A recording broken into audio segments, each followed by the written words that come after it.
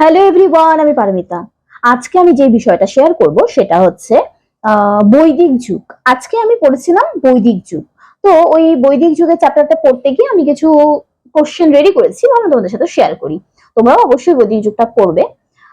চলো শুরু করা যাক। তো এই বৈদিক যুগ পড়তে গিয়ে আমি যে বিষয়গুলো পড়লাম সেটা একটা শর্ট নোট আমি তৈরি করেছি। সেখানে দেখো কি বলেছে, আর্য কথার অর্থ। মানে সিন্ধু সভ্যতা ধ্বংসের পর যে সভ্যতা গড়ে উঠেছে তার নাম বৈদিক সভ্যতা। মনে রাখবে, সিন্ধু সভ্যতা ধ্বংসের পর মানে ভারতবর্ষে যে সভ্যতা গড়ে উঠেছে সেটা হচ্ছে বৈদিক সভ্যতা। বেদকে ভিত্তি করে গড়ে উঠেছে, তাই এর নাম বৈদিক সভ্যতা। যেহেতু এটা বেদকে ভিত্তি করে গড়ে উঠেছে, তাই এটার নাম হচ্ছে বৈদিক সভ্যতা।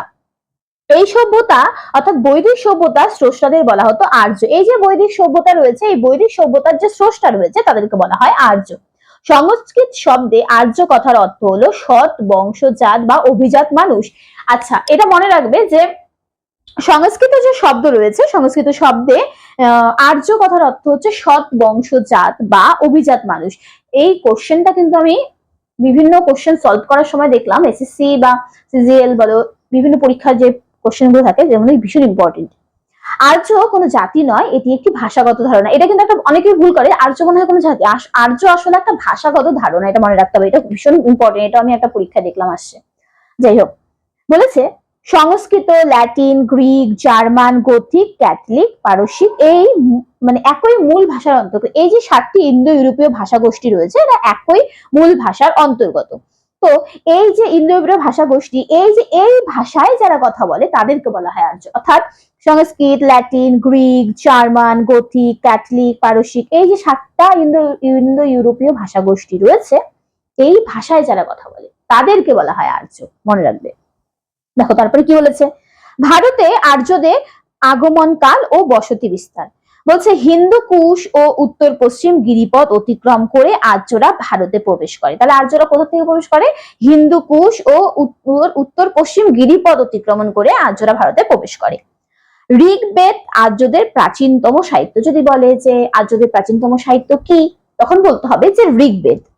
ঋগ্বেদের রচনা কালের উপর ভিত্তি করে পণ্ডিতেরা 1500 অর্থাৎ 1500 খ্রিস্টপূর্বাব্দকে ভারতে আর্যদের আগমন কাল হিসেবে চিহ্নিত করেছেন। এটা মনে রাখতে হবে। এবার দেখো কি বলেছে, দাক্ষিণাত্যে আর্য সংস্কৃতি বিস্তারে ঋষি ও ব্রাহ্মণরাই মুখ্য ভূমিকা গ্রহণ করেন। তাদের মধ্যে ঋষি অগাস্ত্যই ছিলেন সর্বশ্রেষ্ঠ। এই যে আর্যদের যে আধিপত্য, দাক্ষিণাত্যে যে আধিপত্য বিস্তার হয় সেখানে ঋষি অগাস্ত্যই ছিলেন হচ্ছে সর্বশ্রেষ্ঠ। এটা মনে রাখবে। আচ্ছা, এবার যেটা আমরা পড়বো সেটা কি পড়বো, যে সপ্তসিন্ধু অঞ্চল কোনটি? শতদ্রু, বিপাশা, ইরাবতী, চন্দ্রভাগা ও বিদ্যস্তা, তারপর হচ্ছে সিন্ধু ও সরস্বতী। পাঞ্জাবের এই 5টি নদীর নাম অনুসারে এই অঞ্চলটির নাম হয় সপ্তসিন্ধু নামে পরিচিত। আচ্ছা, এটা যদি দেখি আমরা একটু মনে রাখার জন্য, যে আফগানিস্তান, উত্তর পশ্চিম সীমান্ত প্রদেশ, কাশ্মীর, পাঞ্জাব, সিন্ধু অংশ বিশেষ, মানে এটার অংশ যদি আমরা দেখি তাহলে এই জায়গাগুলোকে বোঝায়। আচ্ছা, এবার দেখো কি বলছে, বৈদিক সাহিত্য বা বৈদিক সাহিত্য কি বলেছে, যে সমগ্র আর্য জাতির প্রাচীনতম সাহিত্যের নাম বেদ। এই যে সমগ্র আর্য জাতি রয়েছে তার যে প্রাচীনতম সাহিত্য রয়েছে সেই সাহিত্যের নাম হচ্ছে বেদ। বিদ শব্দ অর্থ জ্ঞান থেকে বেদ কথাটির উৎপত্তি। বিদ শব্দের অর্থ হচ্ছে জ্ঞান, এটা মনে রাখবে। আমরা যারা এডুকেশনে পড়ি এটা কিন্তু আমাদের খুব ইম্পর্টেন্ট। বিদ শব্দের অর্থ, বিদ শব্দের অর্থ হচ্ছে জ্ঞান। এর অর্থ মানে জ্ঞান থেকে বেদের উৎপত্তি হয়েছে, মনে রাখবে। তাই বলছে হিন্দুদের বিশ্বাস বেদ মানুষের রচনা নয়, স্বয়ং ঈশ্বরের বাণী। এজন্য বেদকে নিত্য ও অপুরুষেয় বলা হয়। বেদকে অপুরুষেয় বলা হয় কিছুর জন্য, যে মানে হিন্দুরা বিশ্বাস করেন যে বেদ হচ্ছে মানুষের রচনা নয়, সেটা হচ্ছে স্বয়ং ঈশ্বরের বাণী। আচ্ছা, এবার বেদ তো 4 প্রকার, আমরা সেটা জানি। কি কি সেটা? ঋক, সাম, যজু, অথর্ব। এই বেদ 4 প্রকার, এটা আমরা জানি। আর বেদ কি শুনে শুনে মুখ মনে করা হতো, একে শ্রুতি বলা হয়, এটা আমরা সবাই জানি। আচ্ছা, এই ঋগ্বেদ, সামবেদ, যজুবেদ, অথর্ববেদ এর মধ্যে সবচেয়ে প্রাচীনতম বেদ হচ্ছে ঋগ্বেদ। এই কোশ্চেনটা এতটাই ইম্পর্টেন্ট, ভীষণ ইম্পর্টেন্ট। এটা আমি অনেক পরীক্ষার সময় দেখলাম যে সবচেয়ে প্রাচীন বেদ কোনটি? ঋগ্বেদ হচ্ছে সবচেয়ে প্রাচীন বেদ। এবার দেখো কি বলেছে, আর্যদের সপ্তসিন্ধু অঞ্চলে বসবাসকালে ঋগ্বেদ রচিত হয়। আর্যরা যখন সপ্তসিন্ধু অঞ্চলে বসবাস করত তখন ঋগ্বেদ রচিত হয়, মনে রাখবে। আচ্ছা, এবার যেটা আমরা দেখবো বেদ। বলেছে আমরা তো আগেই জানি যে বেদ 4 রকমের। কি কি? ঋগ্বেদ, সামবেদ, যজুবেদ, অথর্ববেদ। আচ্ছা, তাহলে ঋগ্বেদে কি পড়ানো হতো বা কি ছিল? ঋগ্বেদের বিষয়বস্তু হচ্ছে প্রাকৃতিক বর্ণনা ও প্রাকৃতিক দেবদেবীর স্তুতি গান ঋগ্বেদের বিষয়বস্তু।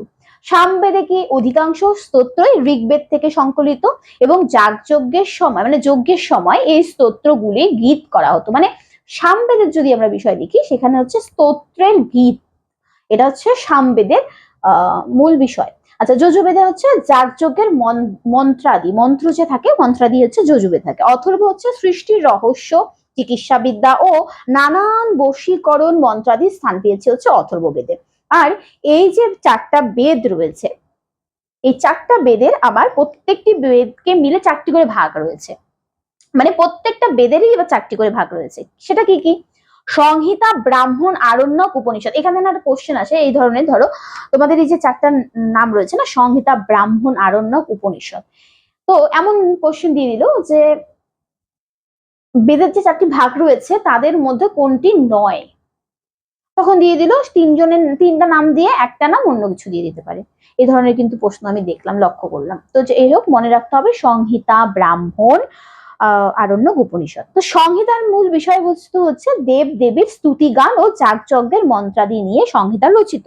ব্রাহ্মণে হচ্ছে যাগযজ্ঞের বিধান, বিধান কোথায় থাকে? ব্রাহ্মণের মধ্যে। আরণ্যকে হচ্ছে সংসার আশ্রমের শেষে যারা অরণ্যে আশ্রয় নিতেন তাদের উপযোগী ধর্মতত্ত্ব আরণ্যকে আলোচিত হয়। আর উপনিষদে কি হয়?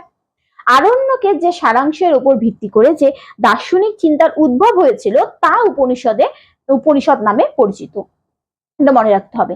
আচ্ছা, উপনিষদ হচ্ছে বেদের শেষ ভাগ, তাই তা বেদান্ত নামে পরিচিত। আচ্ছা, উপনিষদ হচ্ছে শেষ, মানে বেদের হচ্ছে শেষ ভাগ হচ্ছে উপনিষদ, এটা কিন্তু মনে রাখতে হবে, তাই এটাকে কি হয়? বেদান্ত নামে পরিচিত। আচ্ছা, এবার বলছে সূত্র সাহিত্য। সূত্র সাহিত্য কি? বলেছে কালক্রমে বৈদিক সাহিত্য বিশাল ও জটিল রূপ ধারণ করলে তার মূল তত্ত্ব সংক্ষেপে ও নির্ভুলভাবে বোঝার জন্য রচিত হয় সূত্র সাহিত্য। আচ্ছা, সূত্র সাহিত্য দুই রকমের, একটা হচ্ছে বেদাঙ্গ আর একটা হচ্ছে স্বরদর্শন। সূত্র সাহিত্যে আবার দুটো ভাগ আছে, একটা হচ্ছে বেদাঙ্গ আর একটা হচ্ছে স্বরদর্শন। এখান থেকে কিন্তু তোমাদের খুবই ইম্পর্টেন্ট এবং ভীষণভাবে ইম্পর্টেন্ট হচ্ছে যে সংহিতা, ব্রাহ্মণ, আরণ্যক, উপনিষদ, এই চারটা নাম মনে রাখতে হবে। আর কোন বেদে কি করা হয়, যেমন ঋগ্বেদে প্রাকৃতিক বর্ণনা বা প্রাকৃতিক দেবদেবীর স্তুতি গান, সামবেদে হচ্ছে স্তোত্র পাঠ, যজুর্বেদে হচ্ছে যাগযজ্ঞের মন্ত্রাদি, অথর্ব বেদে হচ্ছে এই যে চিকিৎসাবিদ্যা, বশীকরণ মন্ত্রাদি স্থান পেয়েছে। এই জিনিসগুলো কিন্তু তোমাদের ভীষণভাবে মনে রাখতে হবে। পাশাপাশি মনে রাখতে হবে যে সূত্র সাহিত্যে দুটি ভাগ রয়েছে, একটা বেদাঙ্গ আর একটা হচ্ছে স্বরদর্শন। তো চলো, আচ্ছা এবার যেটা আমরা পড়বো সেটা কি? দেখো, বেদাঙ্গ আমরা একটু আগে জানলাম যে সূত্র সাহিত্যে দুটি অংশ, একটা হচ্ছে বেদাঙ্গ, একটা স্বরদর্শন। এই যে বেদাঙ্গ বলছে কি, বেদ পাঠের জন্য যে 6টি বিদ্যার প্রয়োজন হয় তাকে বলা হয় বেদাঙ্গ। এই বিদ্যাগুলো কি কি? এক হচ্ছে ছন্দ, এক হচ্ছে শিক্ষা, 2 ছন্দ, 3 নাম্বার হচ্ছে ব্যাকরণ, 4 নাম্বার হচ্ছে নিরুক্ত, 5 নাম্বার জ্যোতিষ, 6 নাম্বার কল্প। শিক্ষাটা কি? বিশুদ্ধ উচ্চারণ, এটা হচ্ছে শিক্ষা। আর নিরুক্ত বলতে বোঝা যাচ্ছে শব্দের ব্যাখ্যা, এটা হচ্ছে নিরুক্ত। আর জ্যোতিষ ও কল্প কি? বৈদিক ধর্মের অনুশাসন ও যাগযজ্ঞের বিধান, সেটা হচ্ছে জ্যোতিষ এবং কল্প। তো এই হচ্ছে বেদাঙ্গ, বেদাঙ্গের 6টি ভাগ যে রয়েছে। আর স্বরদর্শনটা কি? স্বরদর্শন হচ্ছে উপনিষদের গভীর তত্ত্বগুলিকে আলোচনা ও ব্যাখ্যা থেকে স্বরদর্শনের উৎপত্তি। এখানে স্বরদর্শনের কথা বলা হয়েছে। একটা কপিল মুনির হচ্ছে সাংখ্য দর্শন, পতঞ্জলির যোগ দর্শন, গৌতমের ন্যায় দর্শন, কণাদের বৈশেষিক দর্শন, জৈমিনীর হচ্ছে পূর্ব মীমাংসা, বেদব্যাসের হচ্ছে উত্তর মীমাংসা। এখান থেকে আমাদের কিন্তু বিশাল বড় কোশ্চেন আসে, যেমন বিশাল বড় বলতে সরি, মানে বিশাল কোশ্চেন আসে, আবার বললাম বিশাল। তো এখান থেকে যে কোশ্চেনটা আসে সেটা হচ্ছে, ধরো দিয়ে দিল সাংখ্য দর্শন। সাংখ্য দর্শন কার? তখন আনসারটা হবে কপিল। যোগ দর্শন কার? পতঞ্জলি। আবার বলতে পারে পতঞ্জলির কোন দর্শন? যোগ দর্শন। গৌতমের ন্যায় শাস্ত্র, মনে রাখতে। কণাদের হচ্ছে বৈশেষিক দর্শন। বৈশেষিক দর্শনের বৈশেষিক দর্শন কার? হচ্ছে কণাদের। পূর্ব মীমাংসা হচ্ছে জৈমিনী আর উত্তর মীমাংসা হচ্ছে বেদব্যাসের। তো এটা কিন্তু মনে রাখতে হবে, এখান থেকে কিন্তু ইম্পর্টেন্ট এই জায়গাটা।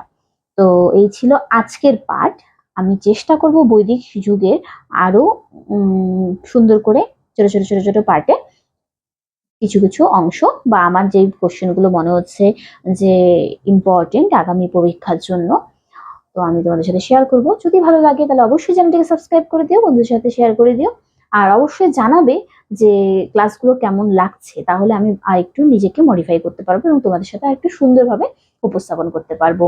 তো থ্যাংক ইউ ফর ওয়াচিং। আনন্দ থাকবেন, আনন্দ রাখবেন, টাটা।